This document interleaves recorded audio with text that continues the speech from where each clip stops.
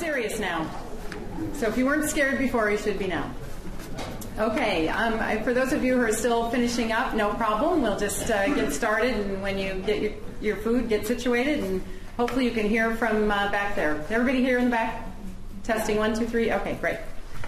First of all, I just want to welcome everybody to tonight's official kickoff of the ADHDA's Building Blocks for a Successful Downtown program.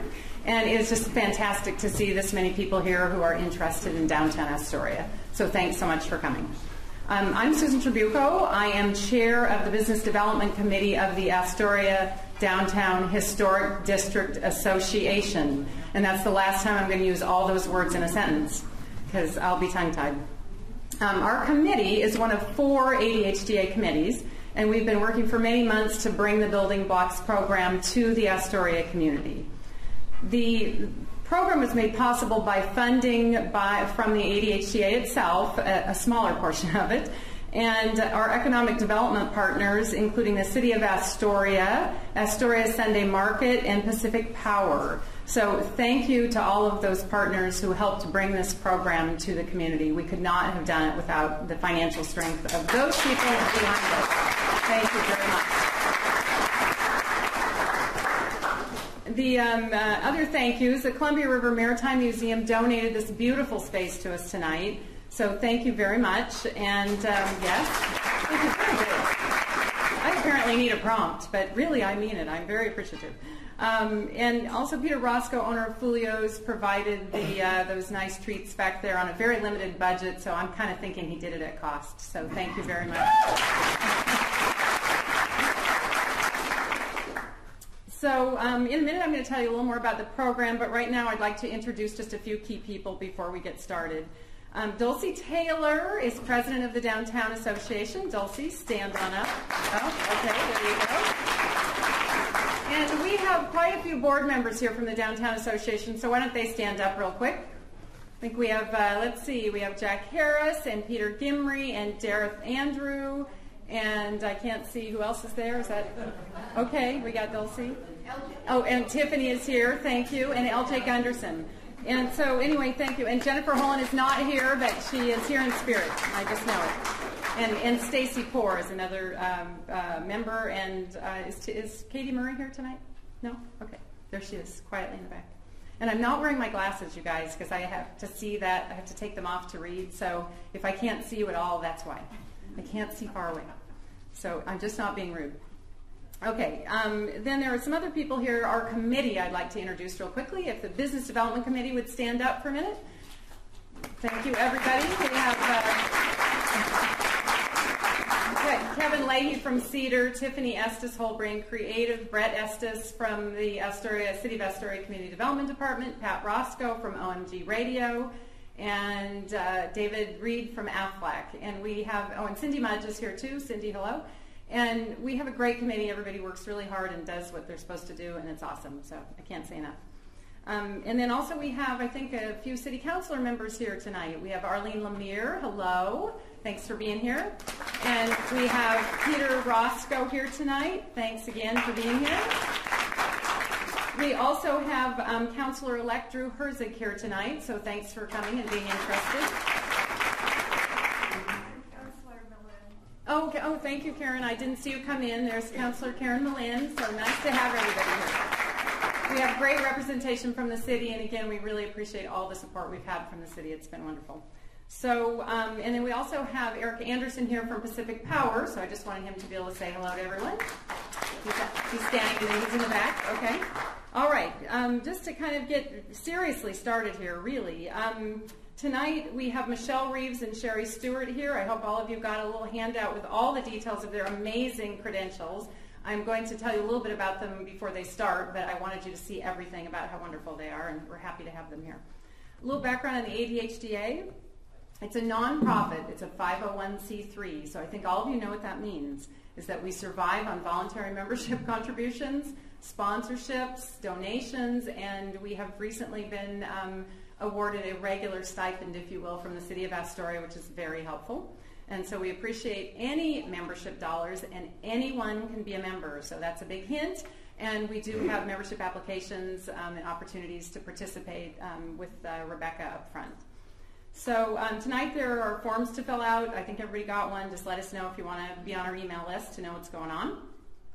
And give those to Rebecca. Where did Rebecca go? Because I can't see her now. Rebecca Frick in the back is our new RARE volunteer. And what that means, not that we have a volunteer that's rare, but it stands for Resource Assistance for Rural Environments, and it's an AmeriCorps program. And what it really means is we get a freshly minted college graduate for about half the dollars, working full-time, about half of what it would normally cost. So it's been a great benefit to the Downtown Association, and it's our third year of benefiting from the program.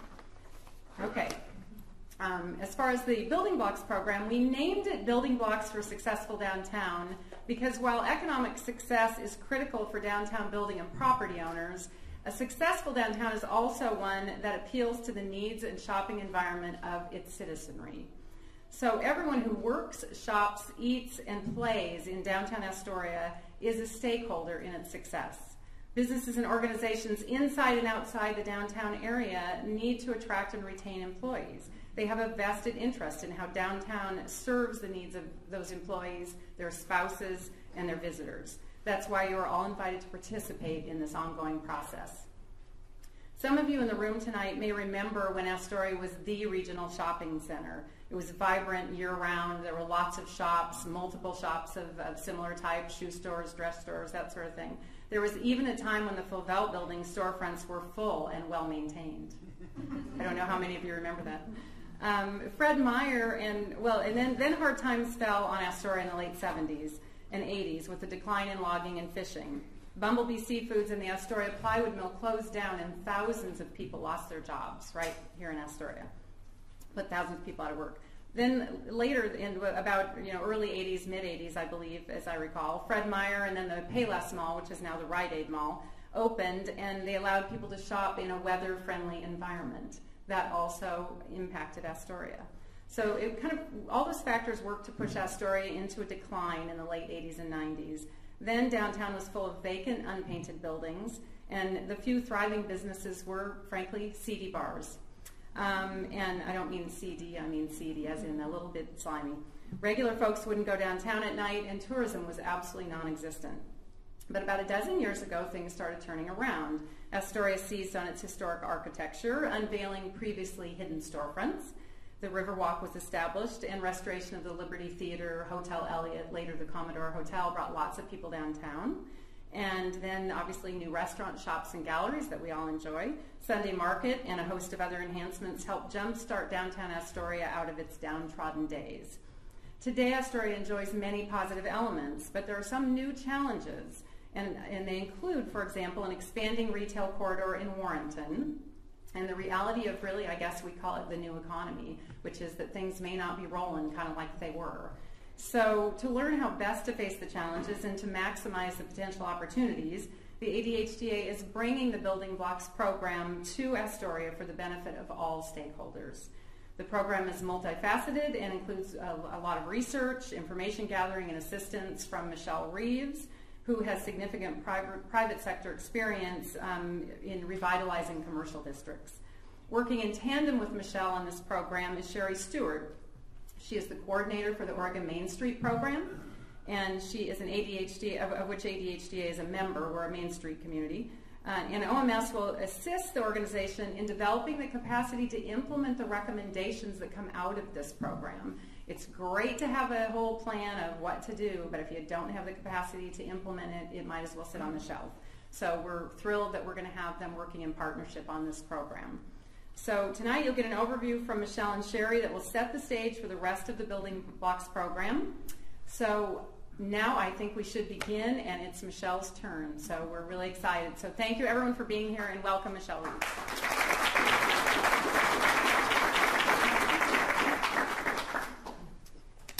All right, so the people who came to my presentation in May know that I'm a pacer, so it's kind of hard with the microphone. And then I'm a loud talker, so I have to figure out the right distance from the microphone. So be patient with me. It'll take me a second. I have my own quick thank you. So obviously thank you to the ADHDA, amazing organizations. Revitalization always comes from people, and it comes from organized people. So as much as you can support the ADHDA, definitely do it. And I also wanted to thank the sponsors, the Sunday Market and the City of Astoria has been fantastic to work with, and Pacific Power for sponsoring the work. And I really want to say thank you to you guys as a community. I really gauge where a community is and how ready they are to start tackling some of the bigger projects by how engaged they are and how excited they are to come and talk to me or to tell me their perspective. And I have to say, as a community, you guys are absolutely incredible, and it's been a joy. And so I appreciate you being here today and opening your arms to me and giving me tons of great information so far. So without further ado, I'm going to jump into what we're going to be talking about today, which are these 4 things. I'm going to cover really quickly why downtowns are important, how mixed-use districts evolve, the areas I'm going to be studying in Astoria, and some things that you guys can start noodling over now. And then Sheri and I are going to go over sort of the details of the Building Blocks program and what we're going to be doing going forward. So let's start with why downtowns are important. And I'm going to start by going back a little ways. Post-World War II, the baby boom generation really completely reshaped our cities, reorienting them toward the automobile. And that trend is actually presently reversing itself, and it's happening faster and faster. So we're seeing a real value being placed around the country on walkable communities, whether they're in the suburbs or whether they're in the middle of cities. There's a huge value being placed on walkable communities. And I want to show you some examples to kind of prove that and look at housing values in the suburbs and in-city locations, not so walkable suburbs, walkable in-city locations. So in the Seattle area, Redmond, home of Microsoft, in 1996, home values there were equal to Capitol Hill, which is an in-city neighborhood, and today home values in Capitol Hill are actually 50% higher than they are in Redmond. In Columbus, Ohio, if you went back and looked at data in Zillow in 1996, Worthington, the suburban suburb, had the highest home values, and they were 135% higher than the in-city neighborhood of Short North, which was really trouble. Now today, Short North homes are valued 30% higher than they are in Worthington. And then in Denver, which it was funny because when I was doing this research, I'm like, wow, they really need to branch out into some new names. It's a little confusing. But in 1996, to the south of Denver, about 20 miles south, they built a whole master plan community called Highlands Ranch. And those values were 21% higher than they were in the in-city neighborhood of Highlands. Very confusing. And now the values in the city are 67% higher than they are in the suburban master planned community. So, in fact, this shift, and I'm going to do something that's a little hard here today. I'm going to talk while I'm making you read the slide, but I'm going to be talking about something slightly different. So this shift has resulted in something that has never happened in America before, which is, for the first time, more of our metropolitan core actually live in the suburbs than live in the city. So we're seeing a really big shift in our cities, and it's really being shifted toward walkability. So in the decades ahead, when I look at the communities that are going to really thrive and survive, I'm going to trip on this mat here and kill myself. It's going to be the communities that are both walkable and interconnected. Those are the 2 things that are really going to be key. And if you don't believe me, just after that little snippet, I'm going to give you some more proof here. The first is Generation Y. They are 80 million strong. They are bigger than the post-war baby boom. And by tremendous margins, the number one thing that they want when they choose where they want to live is walkability. That is the number one thing. 80% or more, depending on the survey, want to live in a walkable community. Generation Y stays connected, works, socializes, and shops using the internet, which is rapidly becoming more important than the car for this generation. And this changes where they can live and how they make housing decisions, completely different from previous generations. In fact, the car is no longer the rite of passage that it used to be for young people. In record numbers, young people are not driving. In fact, the car companies are hiring people like MTV to try to help make the automobile more relevant to Generation Y, because they're seeing this huge decrease in sales with that group. And this represents a really interesting shift, because I know for me, when the day I turned 16, I skipped school and went down to DMV to get my driver's license. That was a huge part of becoming an adult for me, and that is not happening anymore. Let's talk about the other really big generation, which is baby boomers. Baby boomers are in record numbers going to be moving. So they figure right now it's about a third of baby boomers are going to downsize and move in retirement. And as you can see, the things that they really care about are walkability, restaurants, volunteer opportunities, vibrant downtowns, reasonable cost of living, access to healthcare. The other big one is they like college towns. They want access to being able to take college classes. That's another big one. They also are thinking about a time when they're not going to be able to drive, but they still want independence. So again, walkability is hugely important to this group. And then the last reason that I think walkability is really important is we don't have enough money to pay for our roads. This idea that gas tax and other kinds of taxes are actually paying for our roads is false. A year and a half ago, I was at a National Mayor's Institute of City Design, and the number one concern of every mayor, whether they were Republican or Democrat, was crumbling infrastructure and no money to pay for basic maintenance of roads. It's a huge crisis. So we're going to be doing a lot of working with what we have, and we're not going to be doing so much road improvement and road expansion. So I want you to notice here that I didn't talk about gas prices at all, because I think that no matter what happens with gas prices, this stuff is all going to be happening anyway. But if gas prices go up, which a lot of people think they are, then all of these trends are just going to accelerate even more quickly. So I want to give you an example of a smaller city in a conservative state that's tried to tackle these things.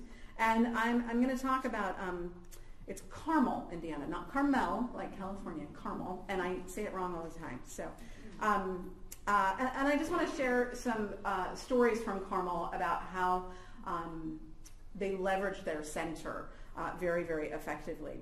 So this town actually doesn't allow any billboards in their town.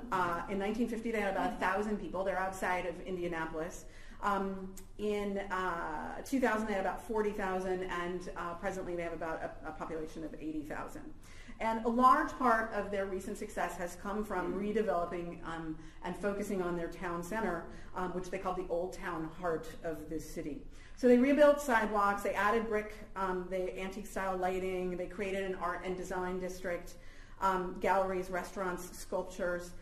Interestingly, they took out about 80 stoplights and stop signs, and they put in roundabouts all about the city, and the mayor credits that with reducing accidents with injuries by about 80% in that city.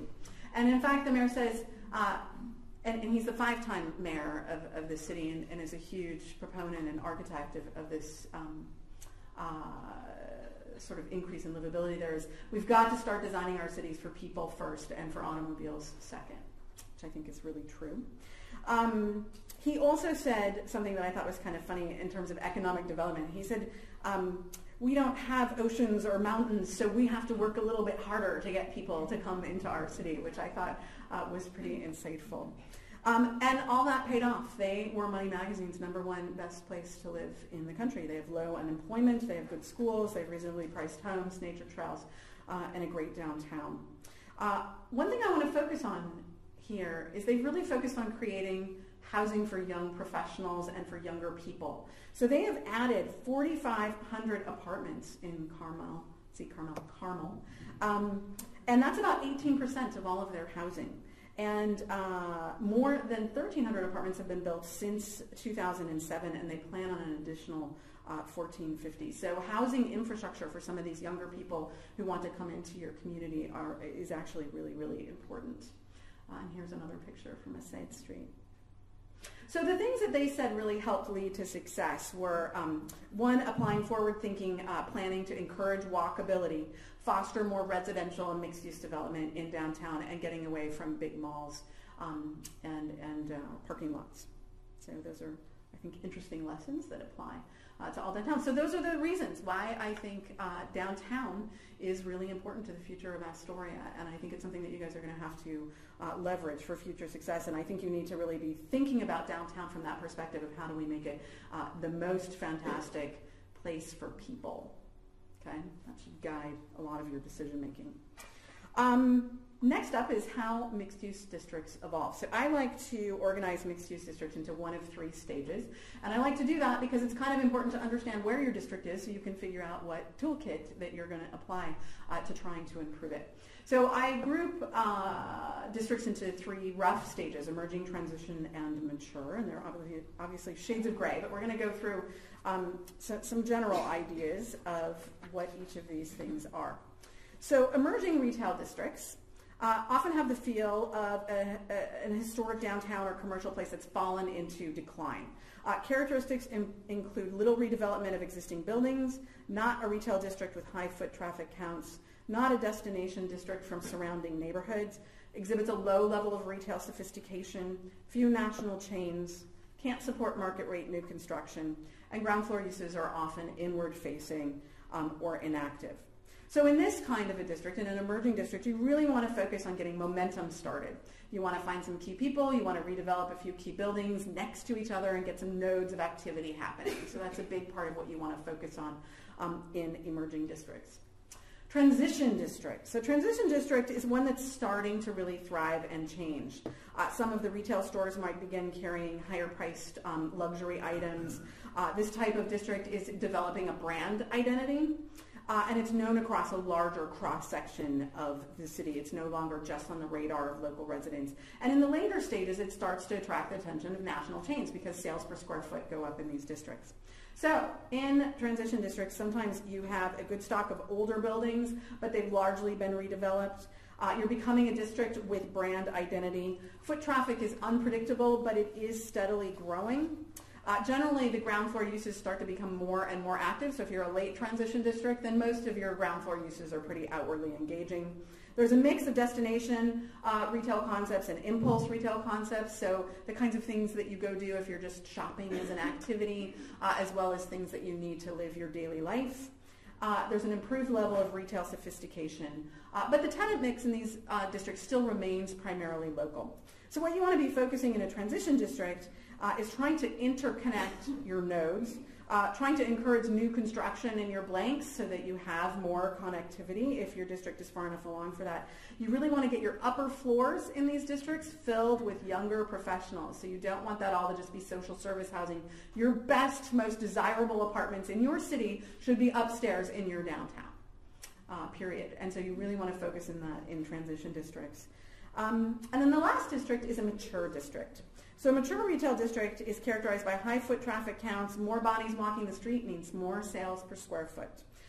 The patrons of these shopping destinations tend to exhibit dependable and regular buying patterns. And a higher level of retail sophistication is definitely found in mature districts. So really quickly, they tend to be dense, commercially, residentially, or both, with solid foot traffic. They support market rate new construction.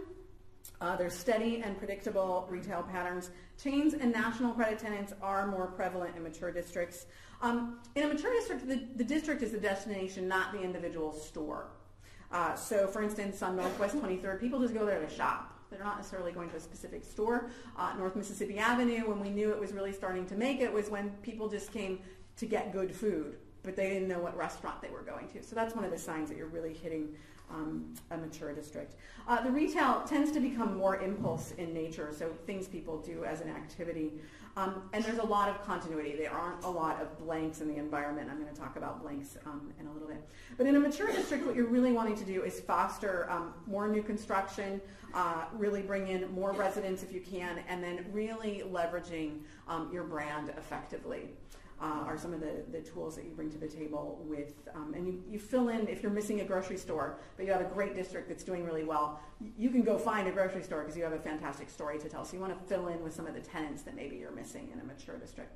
Now, before I go on, I just want to talk about, because sometimes people, when I talk about these three stages, they think that I've named them because I prefer one or one's better than the other. They're named very dispassionately, really just to represent how districts grow, not what I think is preferable. So I always kind of give this little explanation. An emerging district is like a kid, right? It's still forming its personality, not horribly stable, little earning power. That would be an emerging district. Can be knocked off track fairly easily. A transition district is like a teenager, has some personality, has some earning power, still unstable and subject to having some problems. And then a mature district is like an adult, okay? Stable, economically viable, harder to knock off course. But for some communities, and just like for some adults, being too mature can have a little bit of a downside, and it can mean you're too boring and predictable. So it's really up to each community to think about what they want their district to be and where they want to go. Hawthorne is a really good example of a district that's kind of more like a late transition district, and they want to stay there. They don't want to become a bastion of national chains in Portland. So it's really important to understand when your district's going to start to get all their attention and think about how you want to deal with that. So this is just for reference. Some communities are dying to get national chains in, and that's where they want to go. So this is just for information purposes, not what I think is what you should be doing. I would say that you guys are mostly a transition district, and obviously, you know, there are parts of your downtown that are really firing and parts that aren't so much, but I would generally categorize you as a transition district, and those are the things I'm going to be thinking about as I move forward. Before I move on to some of the things I'm thinking about with Astoria, I want to do a tiny bit of review. This is the only review from my presentation in May.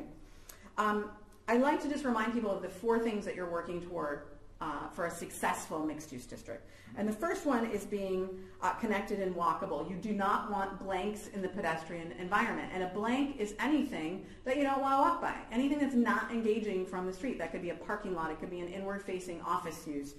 It could be a tavern that is completely boarded up with no windows. It could be a gas station. Blanks are bad because they discourage walkers. And that is a problem because walkers are what drives sales per square foot. They are the economic base of a downtown.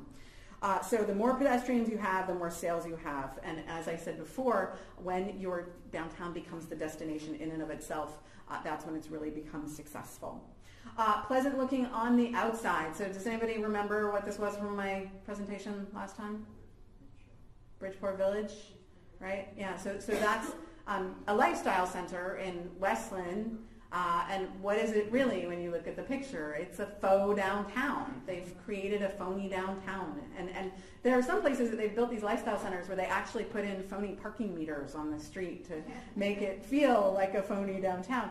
So you know, it's proven that even in a very suburban environment like Westland, people like this. Even when it's raining, they go to this mall and they go to these stores, and they have to walk in between these stores and be, you know, deal with the weather. So the reality is if you make it look good on the outside, and I always point out, they have a purple building, you know, then people are going to like that. You have to make it pleasant on the inside. This is one of my favorite stores. It's in downtown Oregon City. It's a mother-daughter weaving knitting store, and it's just absolutely fantastic, and they're really great. So you are competing for people's time with some of the top retailers in the world. And you need to make sure you give them a unique and a fantastic experience inside your stores. And when you're in historic buildings, you need to stress the strengths of those buildings. So exposing brick, high ceilings, get rid of false ceilings. You have to have some fluorescent lighting, but not all fluorescent lighting, you know, no carpet. You really want to stress kind of like the things that you see in this store. It's very simple, but they've really exposed, there's exposed brick over here, they have the original floor, they have original wood siding over here. So really exposing the things that make your building unique. And then the last thing is dialogue at the street level. So activity on the street is absolutely critical. Everyone in the district, whether you have a retail business or not, needs to think about how you engage in a conversation at the sidewalk level with people who are walking by, whether it's welcoming entrances or keeping sidewalks clean. Whatever you do, you really need to be participating in that. Do you think this is inside or outside? What do you think when you first look at it? Isn't that amazing? It looks like it's inside, doesn't it?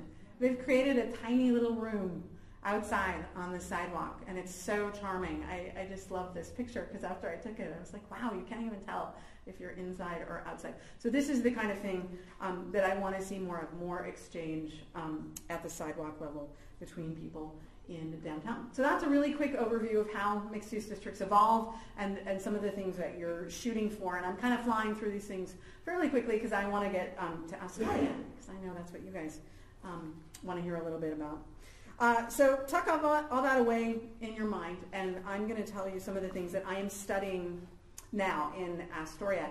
And I want to say that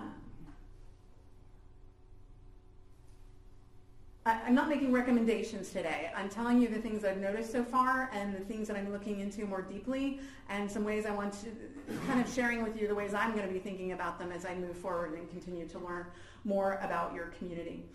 So one of the first things I wanted to say is I'm looking at your whole city. I'm not just looking at downtown. Why am I doing that? Because downtowns are a distillation of a city. They're a reflection. They're a center of this larger whole. So I want to understand your whole city in order to understand downtown. I particularly want to look at the areas that are adjacent to your downtown because they are impacting your downtown.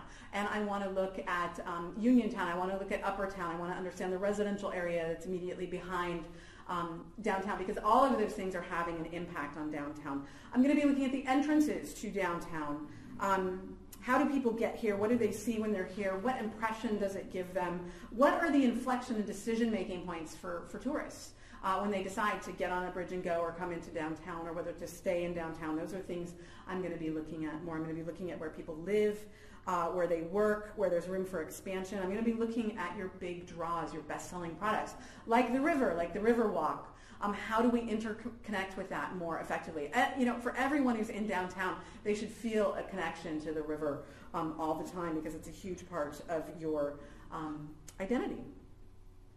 So the second thing I'm going to be looking at is regulations. That sounds really exciting, doesn't it? Really exciting job. So I'm going to be looking at zoning code, building code, city code. And the reason why is because these are the tools that impact your physical environment. They tell you what story you can and cannot tell in your downtown. And if you have a toolkit from the 1970s, which was responsible for this type of development, that may not be a great toolkit for tackling downtown. And I want to give you an example. So here is Astoria City Code 5.060D. And in this city code, it actually says that you cannot, as a retailer, put stuff out on the sidewalk unless it's a special event. So all the things I've been telling you to do, actually, you can't do. So don't do it. No. So this is an example, though, of a toolkit that is not up now for what downtown needs to be. And I want to share just a little story of two other towns that have that exact same toolkit. This is downtown Lake Oswego here. This is downtown Los Altos, which is in Silicon Valley. They have a median income of $180,000 a year, yet they still have a struggling downtown. This is Lake Oswego, highest income suburb in Portland, and they have a struggling downtown.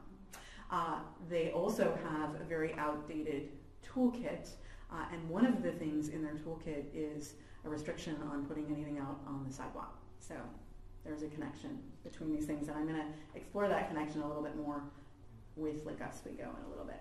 So we don't want this to be illegal, right? We want to be able to do this. So that's why I look at regulations. This is an example of some city code that's pretty flexible in terms of the sidewalk. So this is the kind of thing that I might suggest. And I was recently this summer in Billings, Montana at the Western Planner Conference, and I was talking to planners about how policy can spur development. And I shared this, and it turned out that the city council person who helped to pass this was actually at my presentation. And she said, we had a huge debate about this issue, and we purposely made our right-of-way language very flexible because we wanted people to feel like they could treat the sidewalks like a stage for their business. So do you guys know what this is? Want to say that louder? Yeah, it's Pike Place Market, like a year after it opened, year or two after it opened. And it's pretty cool, isn't it? I love trolling the internet for old photos. So regulations. So the next thing that I like to look at, because regulations are so scintillating and fascinating, I like to move on to that and go to street grids. So I like to look at street grids, not because I'm incredibly geeky, but I sort of am. But I like to look at them because they really impact the environment that surrounds them. So I think of downtowns as being like a single store. And your buildings are kind of like your shelves, your businesses or your products. And so your roads are like the aisles in your store. Does anybody know where this picture's from? It's kind of a hard one. It's interesting. Nice job. I wish I had a gold star or something. I know. Yeah, this is downtown Eugene, and one of the problems downtown Eugene struggles. So I want you to just picture this, and you're walking into a Fred Meyer, and when you walk in the door, there's a giant one-way aisle with no products on it, like this street, okay?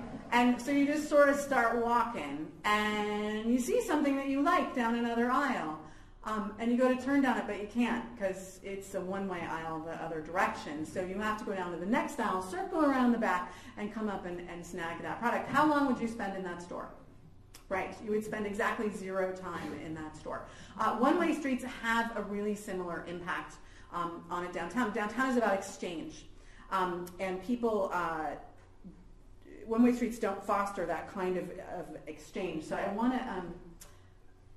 want you to think it's hard when you are looking at your own one-way grid, which you've memorized, to understand the impact on somebody who's never been there. So I wanted you to think of a place nearby that has all of these features. North Coast, intersection of 2 state highways, has a tourist draw, has a historic downtown, a one-way street grid, is a county seat. And I want you to think about, where is this? Where? No? Tillamook. You didn't even think of Tillamook. Downtown Tillamook. Now I'm going to ask you, when you're in downtown Tillamook, do you stop? Do you explore? Do you even think of it? Okay, so that's the impact that your street grid is having on everyone who drives through here who is not from here. And it's hard to see until you think about going somewhere else. The other thing is this type of street grid really engenders more frustration in the smaller the town is. So if you have these signs everywhere, that's a sign it's not working. I mean, I personally have already driven the wrong way down about 12 streets in your downtown. Right, and you have these like signs and arrows everywhere, and that shows that it doesn't make sense to us intuitively, A. And then B, the other thing that's kind of interesting is, I'm losing my train of thought here. Let me reorient myself. Oh, right, that's what I was going to say. In small towns, it's really interesting because you can see, right? I want to go right there. And when you can't just drive there because the street's taking you in the opposite direction, it actually makes you mad. And it makes you stop. I mean, so you're like, oh, I want to check that place. Oh, no, this is frustrating. And then people just give up. So they really have a big impact if tourism is something that you want to be a part of your economy. The other thing that I want to talk about, I don't know if that's going to play. Oh, it's not going to play. I don't think it's loaded up on this computer for the codec. That's kind of sad. This is actually footage from Barcelona in 1908. And it's from the front of a streetcar, and it's pretty amazing. But you can see, and so you see the sort of streetcar go on, and all the different people who are interacting here. So when we used to design streets, and the other reason I look at street grids, is because they have a really big impact on the experience you have in a place, and you don't think about it. So we used to build streets to be very multimodal, and people were walking and biking and streetcarring and driving and horse and buggying, and they were these places of great exchange. They create an amazing, and you can't even see the video, but you can just get a sense of this atmosphere. So the roads really inform what kind of development and what a place can be, and I want to show you some examples of what I'm talking about. And I really need to give a shout out. One of my favorite transportation consultants is Ian Lockwood from AECom, and he used to work in West Palm Beach. And he is fantastic, and he shared these slides with me so that I could share them with you. They approached a bunch of really problem derelict areas in West Palm Beach by changing the streets first and using that to attract other types of developments. I'm going to show you some of the examples. So these places, they had torn down a lot of buildings to create surface parking lots around. There were vacant structures everywhere or underperforming buildings, lots of drug dealing and prostitution and illicit activities. And they decided to tackle it first by looking at what their streets were with this eye towards livability and walkability. And so this street they narrowed from 4 lanes. This is near Waterfront, and he feels that Waterfront should be your most fantastic streets. And they changed it to this. Pretty fantastic. And not surprisingly, lots more investment came into this area. And the same thing happened here. This is a state road. It's 5 lanes. And they turned it down to 2 lanes. And a ton of investment came into this residential district after this work was done. This one is pretty dramatic. It's in another residential district, lane narrowing and optical narrowing. This is the before, and that's the after. It's completely different. So these changes to the street actually change how it feels to be in this place, and it changes what people are willing to invest, what people are willing to build, and whether or not people want to renovate.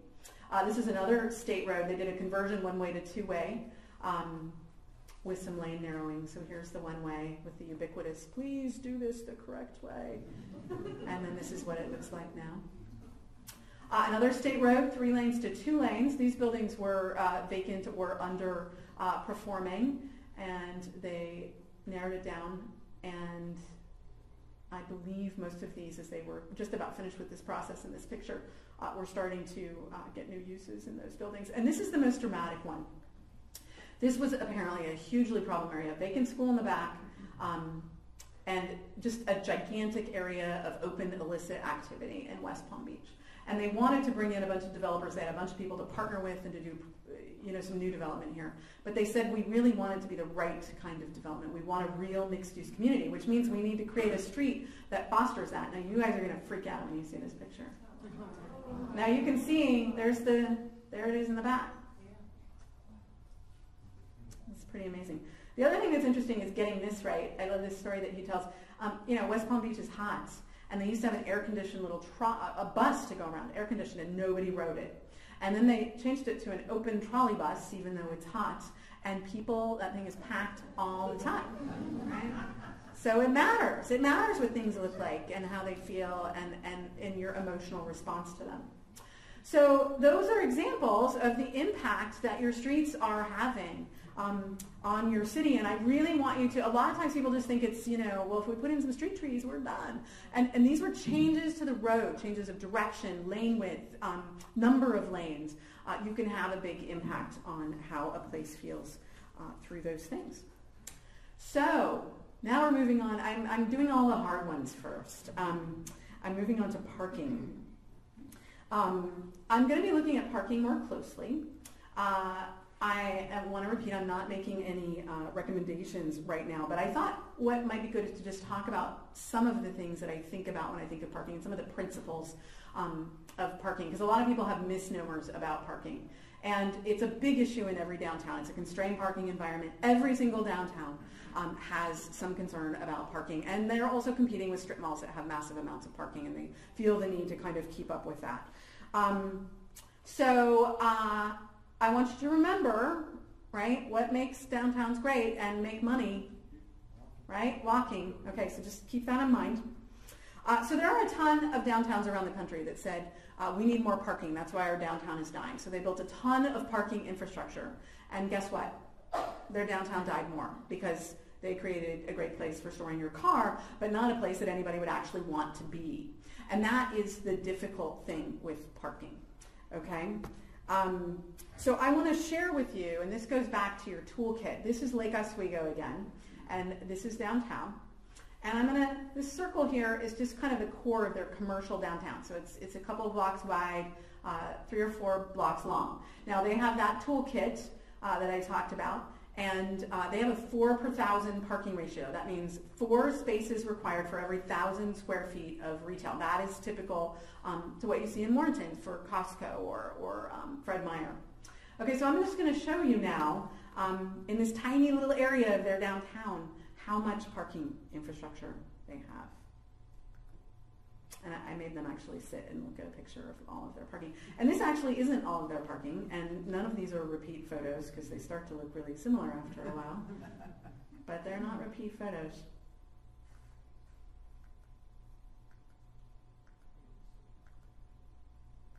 So in that tiny area, that's pretty relentless, isn't it? So let me ask you, do you want to walk around there after seeing those photos? Do we like walking in places where there's a curb cut every 2 feet and a car could be backing out over us? So that's what's interesting is they've worked so hard to create a place where people can comfortably park everywhere that nobody wants to go there. And it's an underperforming downtown. It is a high-income suburb that can support new construction, and their downtown still really struggles. And one of the big reasons why is all of this parking infrastructure. This is a shot from their most favored coffee shop in the downtown. So when you leave this coffee shop, do you want to go to another store, or are you going to get in your car and leave? Yeah. Yeah. So when I think about parking, you really want to think about kind of what I said before. You have to have mechanisms for people to get to where they want to go. But you have to create a place that people want to be, and you will never be economically successful in your downtown unless it's a place that people actually want to spend time. And this comes down to the timing of when you try and fix a parking problem or determine whether you have a parking problem. So what I say is create a parking problem. If you have a parking problem, you have a successful district. So Northwest 23rd is a great example. You may not like to go there because it's difficult to park, but guess what? They generate huge amounts of money in that district because it's a fabulous place to walk, and people are willing to park a little farther away and walk there. And if your district is successful and you're solving the parking problem, you're solving it from a position of strength. So you can build parking structures, or you can build underground parking because you can afford it because your district is successful. If you try and solve the parking problem in advance, you do not have the money to build underground parking and parking structures, and you end up doing flat lots everywhere, and you create an environment that's really uninvited, and you begin this downward spiral of underperformance in your downtown. So one of the things I like to think about is the timing of solving sort of the parking problem. The other thing is what you tackle. It doesn't all have to be parking for storefronts. So Northwest 23rd is a good example. They don't have a public parking garage, but they have a ton of parking garage associated with the hospital to take up the patients and the people who work there. So they have a lot of employee parking, essentially, on Northwest 23rd, which helps to free up spaces for people who are living and shopping there. So those are some of the things I'll be thinking about with parking. We have a couple more left. Buildings. I talked about buildings a lot in my last presentation, so I'm not doing it very much here. But you guys have an incredible collection of infrastructure in your downtown, and I'm going to be thinking about how you leverage it and interconnect it, and how you give people a great experience. Again, you want to think about exterior building lighting and storefront lighting. Your downtown should look just as great when everything's closed as it does when things are open. You want to think about color and how it can maximize all different kinds of assets. You want to think about architectural whimsy. I just love this gate. It's the kind of thing you would never notice unless you were walking. And then you want to think about architectural details. What is this building? Banker's Suite. It's not Banker's Suite, but it is a bank, right? So you can tell it's a bank just from these its architectural cues. And if you think about it, everything we used to build was interesting to walk by and to look at. And we really need to think that way about everything in your downtown. It needs to be interesting for people who are walking by. The other thing I'm going to be looking at is businesses. I'm going to be focusing on a couple things. The first thing I'm going to do is take this map. I'm going to fill it in a couple different ways. I'm going to look at your zones. You have kind of an industrial zone, a retail zone, kind of a professional commercial zone, and then it gets into more of a residential zone. So you have these natural zones as you head south, and I'm going to be identifying where you have stronger nodes of activity and where you have blanks. So that's one of the things I'm going to do is be color coding this map. I'm going to be looking at things that surround the downtown. So Clatsop Community College, I'm going to be looking at the Port of Astoria, I'm going to be looking at Columbia Memorial Hospital. I'm going to be thinking about how these things tie into downtown, and they do. They have an impact on downtown. I pulled this picture that I took from the Space Needle because in talking to Hank at the port, it was really interesting to be reminded, in Seattle, the port is right by downtown. I mean, it's in the middle of downtown, and it's a huge part of the identity. It brings a lot of jobs, a lot of professional work to the downtown. So if that's a part of your identity and what you want going forward is a strong port, for instance, then that's something that everybody needs to get behind, and there are interconnections between those things. And I will point out that once the dome was deconstructed and they built the new stadiums here, this whole SoDo area has redeveloped into a true mixed-use community that's very successful right there on the back doorstep of the port. So these things can coexist. With businesses, the other thing I'm really going to be thinking about is seasonality. And I want to share an example from one of my favorite books on retailing called Why We Buy by Paco Underhill. I just love his name, Paco Underhill. So he tells the story of working with bookstores in malls. And one of his key lessons is that what is in the front of the store determines who comes in the store, and that is absolutely true. So in this example, in working with mall bookstores, is he found that there were huge swaths of the day where nobody would come in the store, and they couldn't figure out why. So they began looking at who was in the mall at different times, and they realized that in the morning, it was stay-at-home moms with baby strollers. So if they put books out about childcare and family, people came in the door. And after school, the students took over, and those books didn't work so much anymore. So they had to change them to TV and pop culture and music. And then after business hours, the after-work crowd came in. And so computer books and business books and those kinds of things brought people in the door. And then before they closed, they would stock everything with retirement and lifestyle and travel books for the early morning senior mall walkers. And that would get them in the door. So that's an extreme example of extreme seasonality that happens in this mall audience during the day. And you guys have some of that. You have a summer tourist season. You have a weekend tourist season year-round. You have cruise ship season, and you've got a local season. And how your businesses stay relevant to these different groups is kind of a challenge, and that's one of the things I'm going to be thinking about going forward. And then the last thing I wanted to touch on that I'm also going to be thinking about is identity. And as I said, downtown should really reflect the authentic identity of Astoria and what it's all about. And so we're going to be working to quantify that, and I'm going to describe that in a little bit. But I wanted to share with you an example from another place. I shared Tillamook. I'm going to do one more local example. Because they have successfully created a strong regional identity. So I worked with a lot of communities throughout Oregon, and one of the questions I ask when I work in these communities is, I want you to tell me the name of a downtown that gives an experience anywhere in the world that you've been, that you would like your downtown to give. And then I ask them, what it is. And the only coastal community that is ever mentioned is Cannon Beach. So people do mention that frequently. And I'm not saying Astoria needs to be like Cannon Beach, but you can take lessons to how they've built that strong identity. So they've created a great place to walk. It's interconnected. There aren't a lot of blanks. The block you're in draws you to the next block. It's very people-centric. It's attractive. And you put all that by a beach, and that's working pretty well. But it's not just the beach, because Rockaway Beach doesn't have the same environment and ambiance and atmosphere. So they are executing on some important things for that to happen. So we are going to be exploring the identity and that idea of how that reflects land use and economic development and those kinds of things, because it's important to be authentic in order to be successful. So that is a quick idea of some of the things that I'm looking at in Astoria. And then lastly, we're going to talk more specifically about the Building Blocks program, and Sheri and I are going to share some of the work that we're going to be doing. So public kickoff, check. We're doing that right now. Then we're going to be doing a capacity assessment. And this is actually Sheri's area of expertise, and she's working on that right now. So I'm going to let her come up and talk about that a little bit. I'm not Great, I get a follow-up to that. How many people have heard of Oregon Main Street? Okay, great. So most of you in the room, I'd say about 2/3 of you, about a third have not, or at least you're too shy to raise your hand. Oregon Main Street is a program that's housed in the State Historic Preservation Office, Heritage Division, and Oregon Parks and Rec, and they're really a fabulous home. We work with about 81 communities throughout the state to help them revitalize their traditional historic downtown district.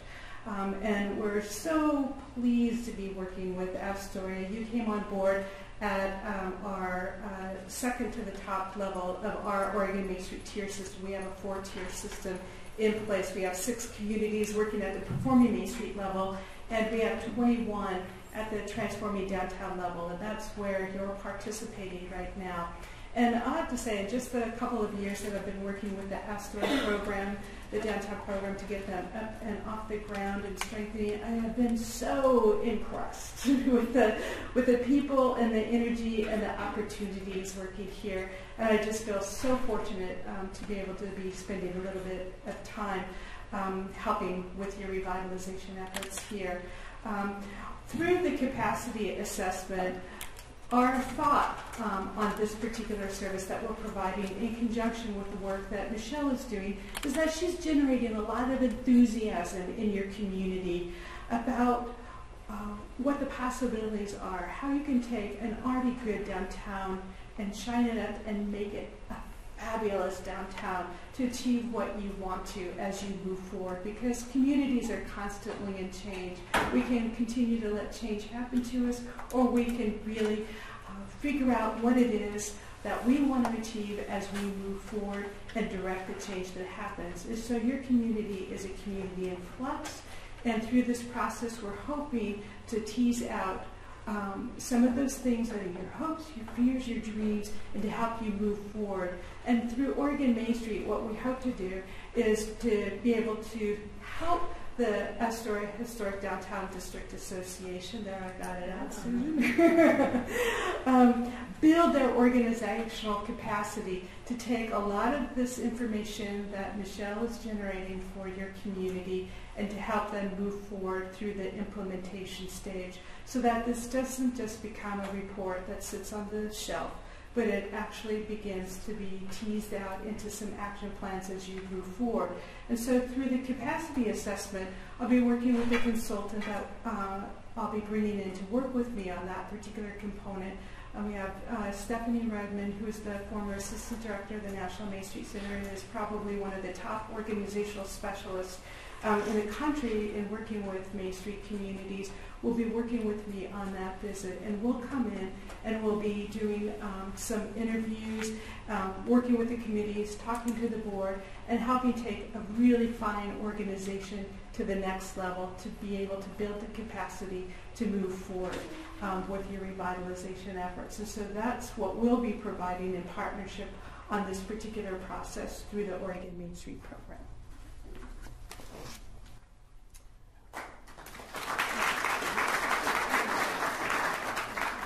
So for the next month and a half, Sheri's going to be tackling that, working organizationally on that. In January, we're going to take a field trip. Woo!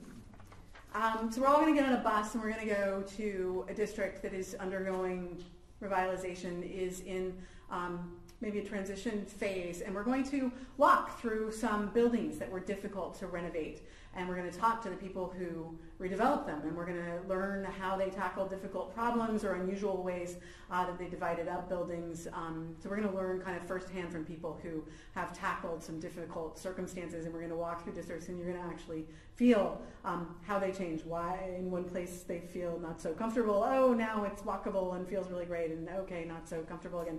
So we're going to sort of in a hands-on way, learning from some people who've gone through some of this before, how they've redeveloped buildings, and possibly, depending on who's around on this date in January, we may walk through some infill construction, so some new projects, and that are really representative of the first kinds of new construction projects that you sometimes see in downtown environments. So we'll have a chance to talk to those property owners and some of the business owners that really help to generate identity and value in those districts.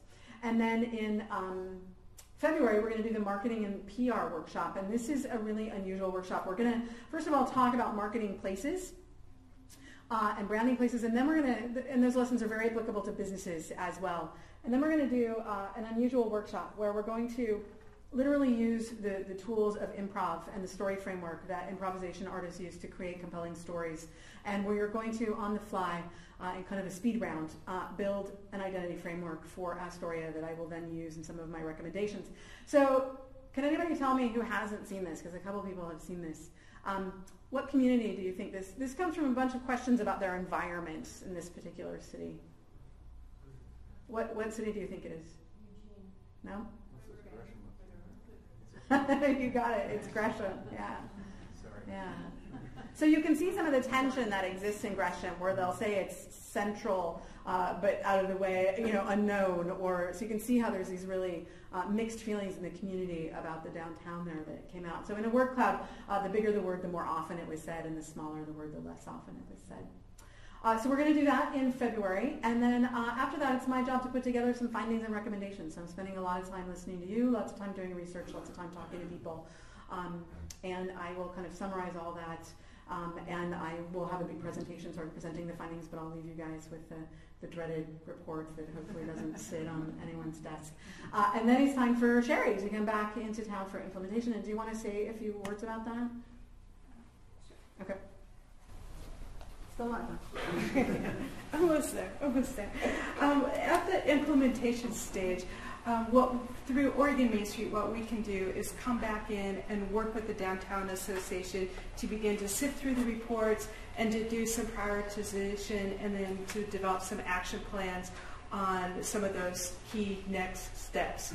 And so we can provide that assistance through their committee structure, again, to make sure that this is a document that gets implemented, that helps you begin to move forward with your downtown revitalization efforts.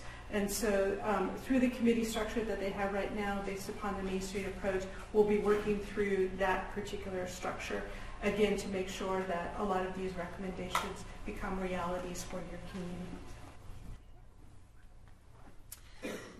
So I just have two, actually, oh, I forgot to put your Main Street slide up, Sheri. So that is a quick overview of the building blocks details, and I just have two quick things I want to say. The first one is I really love that Susan opened with this idea of the arc of Astoria, because one of the things I do hear some people say is like, gosh, you know, we just can't get it together, and I always think like you've come really, really far, and you've accomplished some big things. So renovating, there's not a city, Chicago started with some of the renovations of their downtown theaters, right? The revitalization of downtown Chicago. So you guys have tackled some of the big things. You've got some of your historic infrastructure has been redeveloped. You've had hotels come into town. You've had new hotels, new construction. Whether you like them or not, it's a sign that things are changing and people want to come here, which is a good sign. So you've had a really good trajectory. There's been maybe peaks and valleys, but overall you guys are continuing to make progress, and you need to think of this as just sort of a continuation of that improvement and that progress, and that idea that things are always changing, and I think it's a great way of putting it. That, you know, you can manage it or you can let it happen to you. So a lot of what we're talking about is how you guys can take control of that process. And then the second and the very last thing that I'm going to say before we open it up for questions is I am available to talk to anybody. So if somebody has a perspective they think I need to know about downtown, or something that they would like me to incorporate into my work or think about or consider, please feel free to contact me. I have a totally open door in terms of that, and I'll try and meet with you when I'm in town, or we'll talk on the phone, but I definitely want to talk to you. So please feel free to get in touch with me. And that's it. So I'm happy to take questions. If anybody has any, or has any for Sheri. Yes? What about... See, the person in front does ask that question.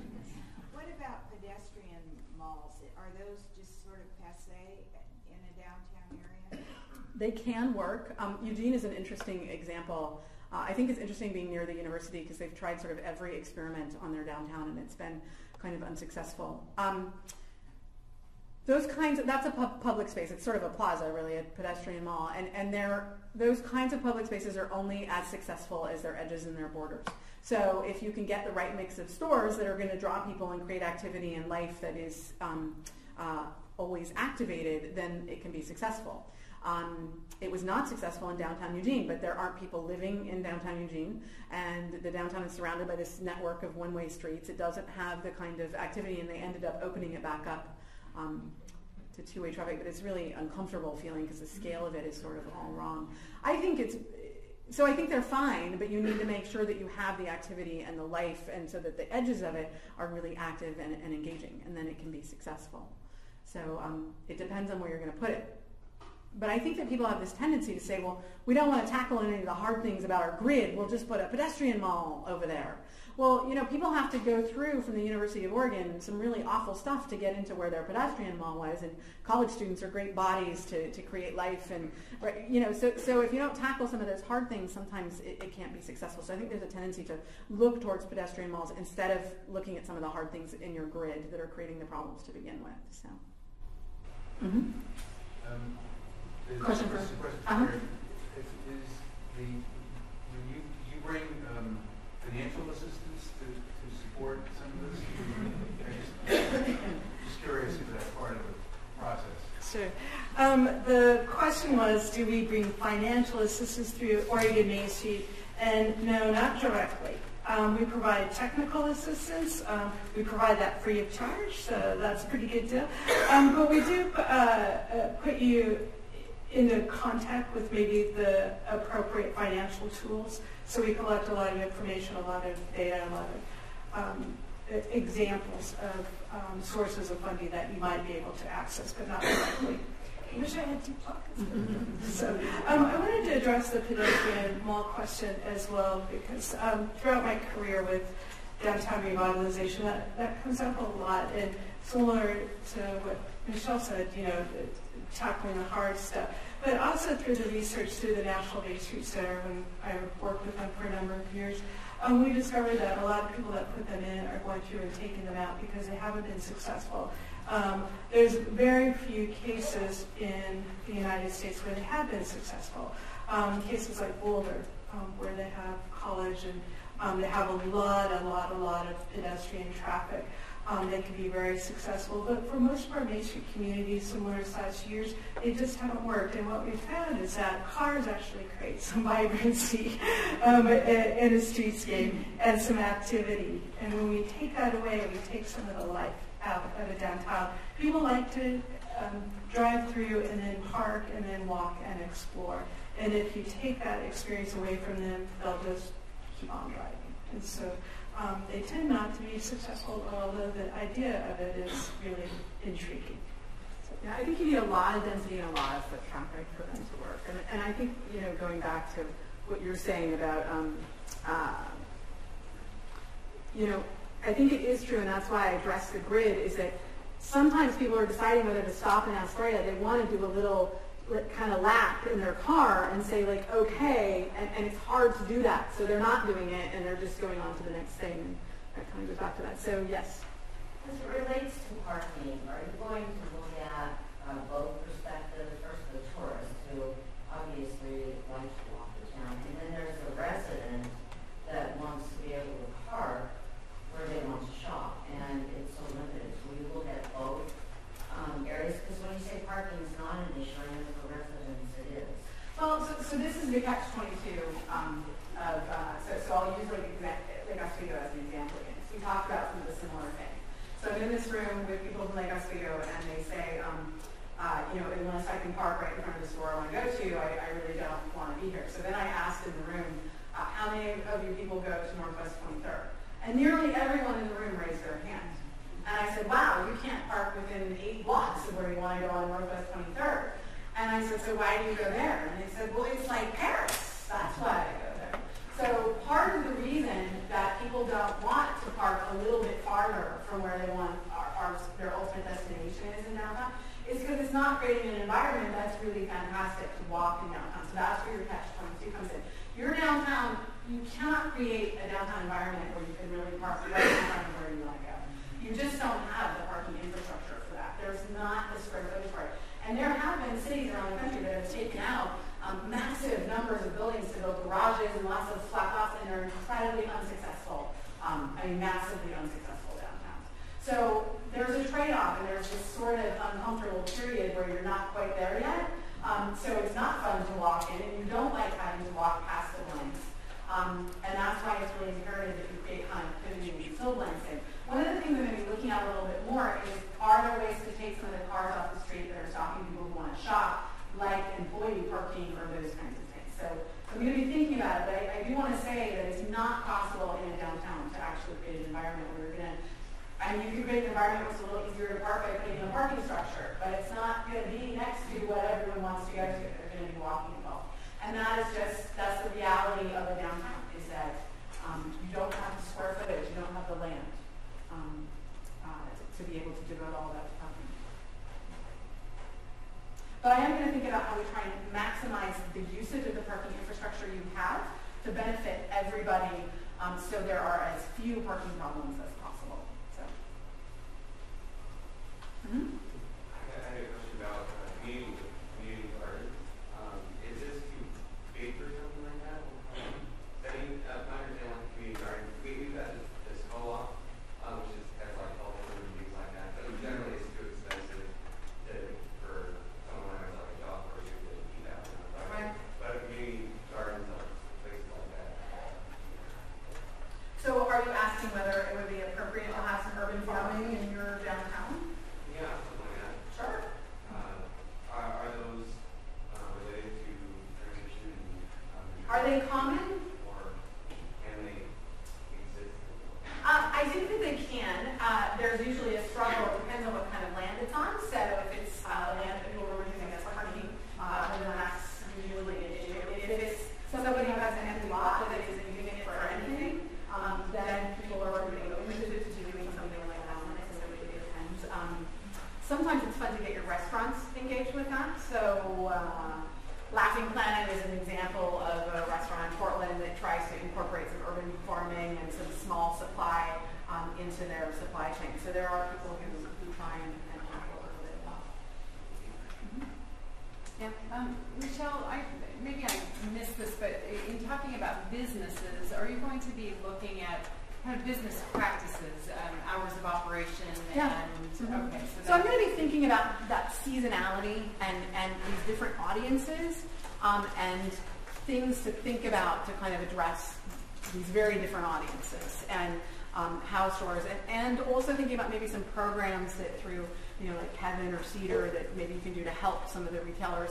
I would like to see more information sharing between the hospitality industry and the retailers and really experimenting with, okay, we got a bunch of cyclists in town. What do they do? Where do they go? What do they want? We have, so really starting to get people sharing information, exploring, experimenting with different things. And, so also thinking programmatically about some things that we might be able to institute in a business or two to kind of test and see and start tracking what's working and what's not and how to tailor things for these different groups. Hold on a second. Are you going to address, the impact of the businesses going into warranted and how to compete against that? I'm going to talk about that somewhat, and everything I talked about today actually is talking about that. So you cannot compete with the strip mall, right, on a parking basis, on a massive amount of square foot. The reason that Costco builds the same size store with the same parking everywhere is they have no surprises. It's the same distribution, it's the same electrical cost, it's the same cost to build. Everything is stamped out. So you can't compete with that. So you have to become the anti-mall. And that's really what I was talking about today. You are the anti-big box, anti-mall. You are completely different from that. You are providing a different experience. If you try to provide something that's kind of like that, it's just going to be an in-between, unsuccessful place. So one of the things you have to do is maximize the ways in which your infrastructure is different and better, because frankly, it's more enjoyable to go into a beautifully restored building than it is to walk into a Fred Meyer. So that's one thing. So the second thing, usually, so you guys are a little bit behind, your larger stores like your Sears left a lot later than a lot of downtowns. So a lot of downtowns have their Sears and their JCPenney's late 30 or 40 years ago. So the renewal that comes out of that, it doesn't come from national credit tenants. So let's look at the cycles that happen in Portland. So Portland had grocery stores and essential services in all of these streetcar neighborhoods. By the 70s, they were all gone. Most of those buildings were filled with industrial uses or storage. Really sort of the commercial scene was sort of dead. And how that started to change was through local entrepreneurs and small business. So it didn't change necessarily with a large, outside national chain tenant coming in. It's really hard to sponsor kind of revitalization around that. It typically doesn't happen unless you have a really high income demographic. So Georgetown is an example of a place that could leverage this incredible income demographic to bring in big chains. So typically it happens around small local tenants, and that's where you have to execute on some of these basic things that I'm going to be talking about. And you guys have to be relevant to a tourist population and a local population in your downtown. So we're going to talk about some of that, and that comes from experience, it comes from branding, it comes from making an environment that is very different and sort of maximizing the benefits of what's there. So a lot of what I talked about today, I think, addresses that in some ways, in sort of physical ways. But I'm going to be talking from a business perspective. What are the things that locals need to experience in order to come into downtown for a service or a product that they could get at a big box store? And there are examples where people will do that. Another piece is bringing more residents right into downtown. And again, I'll go back to Portland. New Seasons was one of the first grocery stores that was willing to open in a market in North or Northeast Portland. And they had to self-finance that grocery store because no banks believed that they could be successful in this location, and they were incredibly successful in their first location. So it really comes back to local people who have knowledge of what's on the ground and what can happen there. And the more people you truck in, and the more successful you can get small businesses, the irony is that then Target is trying to go back into downtown Portland, right? When you make these things successful, then the national chains will come back and knock on your door again and say, oh, never mind, we actually do want to be here. But you guys are in that part of the cycle of, kind of needing to maximize where you are, and you're going to have to depend on local retailers to do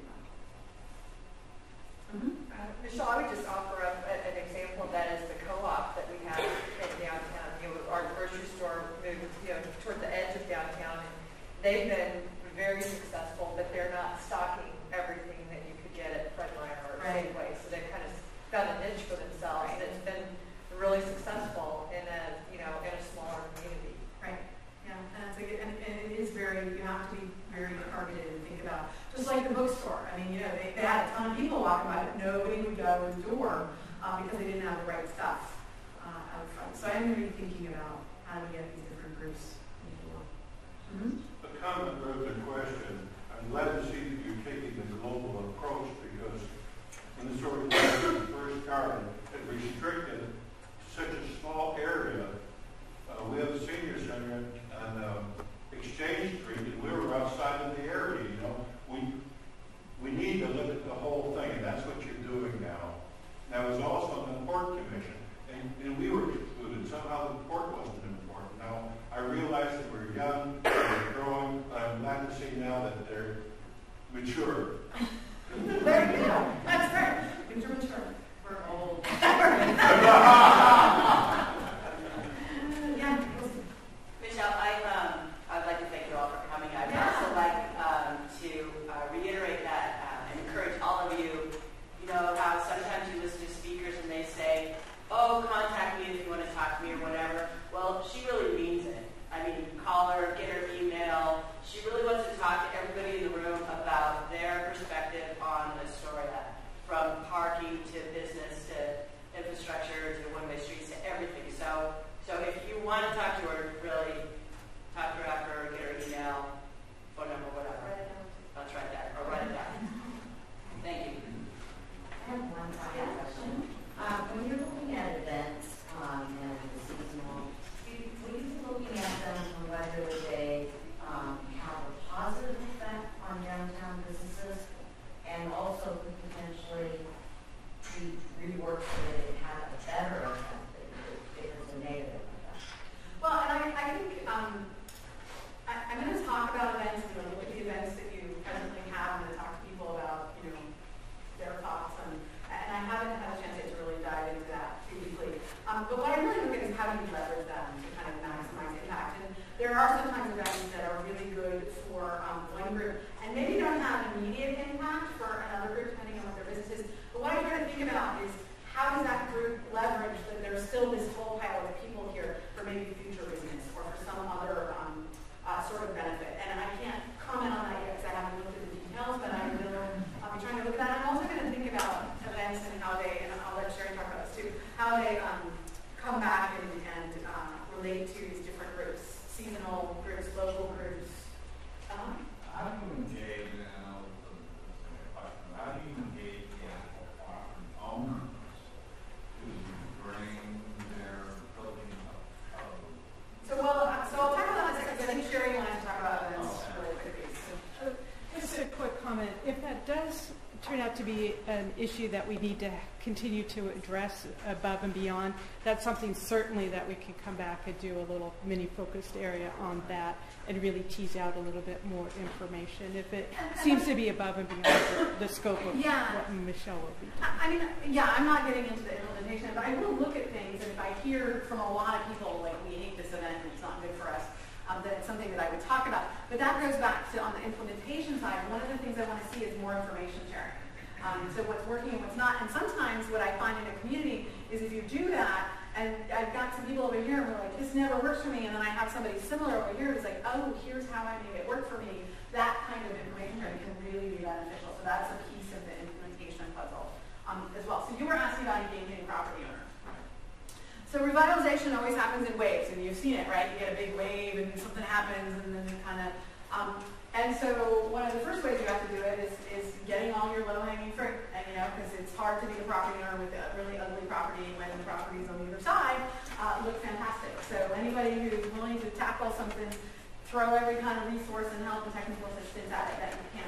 Talking and engaging. And so one of the reasons that this work is almost all, we're at a field trip and we're in a workshop and I'm here talking to you instead of just in my office writing a report, is because I want you guys to talk to each other. It's also hard to be a property owner who isn't maybe fixing up his building or doing those kinds of things when people are talking to you about it and engaging. So you guys have to talk about what you want for downtown, what you want it to look like and what you want it to be, and you have to engage your neighbors about that.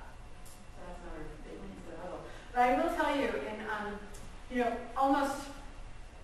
it always happens in waves, and the worst properties are always the last ones to get redone. And they're usually the first ones that everyone wants to be fixed. And usually it's a game of like everything everything else improves around it. And eventually, even the hot diet, hard buildings you think will never, they'll get there.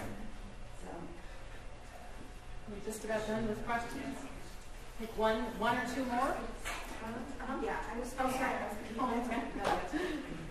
have you been working with ODOT? Because we have the added problem of the highway going right through. So, I've been talking with Brett because he's working on, I know you guys are doing a transportation plan, and I'm going to talk a little bit with, I know you have a transportation consultant, and I know someone from ODOT is here. Yes, I'm here. Oh, there you are. Sorry. Where's the guy from ODOT? I'm just kidding. So not directly right now, but I am going to be, talking to them and thinking about things. And I know some of the people who were involved in the riverfront plan also, everyone thinks about that because we want downtown to be linked to the river more effectively. And so it is an issue with state highways. I would say that my experience working in downtown Hillsborough that's trying to tackle, they have a one-way couplet and a one-way street grid. And they have been trying to tackle maybe how to handle changing that. And I would say that ODOT has become much more open to having those discussions than people felt they were, 10 or 20 years ago. The second thing is downtown Oregon City and they have a really challenging, they have a bluff, a river, a bridge coming in, which is a state highway. They just two-way their Main Street really successfully, and it turned out really well, and that was kind of a challenge. So I'm not making any guarantees, but I think it's a discussion that I think are having. I mean, I'm not saying, these are hard conversations, and you have these different constituencies. There's no easy answer, but the reality is, and this is something that we talk about with Ian a lot, who was working in downtown Hillsborough, Ian Lockwood, are those ideas of, are you going to be a great place to drive through, or are you going to be a place people want to drive to? And those two things are sometimes hard to have be together. Did you want to say something? Oh, I would just emphasize that ODOT is working closely with the city to develop a new transportation plan. And as you mentioned, contrary to popular opinion, we're not opposed to revisiting the grid. We're certainly concerned about moving traffic through downtown, and so is the city. We often look to the city to tell us how they want to move traffic through the city. So we're working closely with the city, and we're very open-minded to all kinds of solutions. Very good.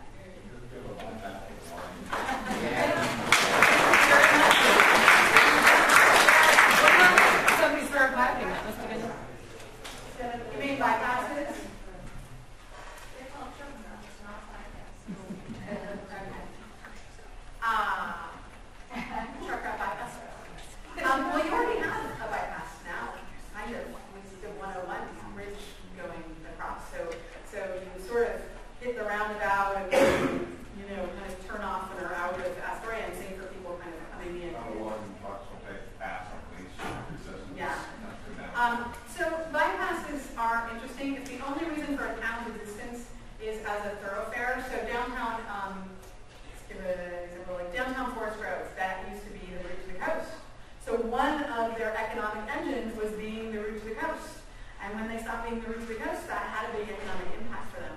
So if you have a town whose a large reason for and its economic output comes from being a thoroughfare, bypasses can really hurt them.